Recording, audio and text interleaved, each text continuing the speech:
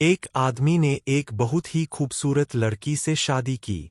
शादी के बाद दोनों की जिंदगी बहुत प्यार से गुजर रही थी।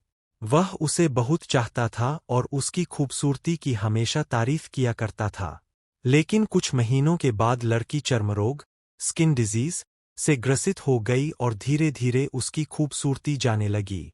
खुद को इस तरह देख उसके मन में डर समाने लगा कि यदि वह बदसूरत हो गई तो उसका पति उससे नफरत करने लगेगा और वह उसकी नफरत बर्दाश्त नहीं कर पाएगी। इस बीच एक दिन पति को किसी काम से शहर से बाहर जाना पड़ा। काम खत्म कर जब वह घर वापस लौट रहा था, उसका एक्सीडेंट हो गया। एक्सीडेंट में उसने अपनी दोनों आंखें खो दी। लेकिन इसके बावजूद भी उन दोनों की जिंदगी सामान्य तरीके से आगे बढ़ती रही।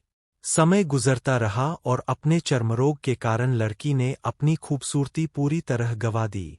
वह बदसूरत हो गई, लेकिन अंधे पति को इस बारे में कुछ भी पता नहीं था। इसलिए इसका उनके खुशहाल विवाहित जीवन पर कोई प्रभाव नहीं पड़ा। वह उसे उसी तरह प्यार करता रहा। एक दिन उस लड़की की मौत हो गई। पति अब अकेला हो गया था। वह बहुत दुखी था। वह उस शहर को छोड़कर जाना चाहता था। उसने अंतिम संस्कार की सारी क्रियाविधि पूर्ण की और शहर छोड़कर जाने लगा।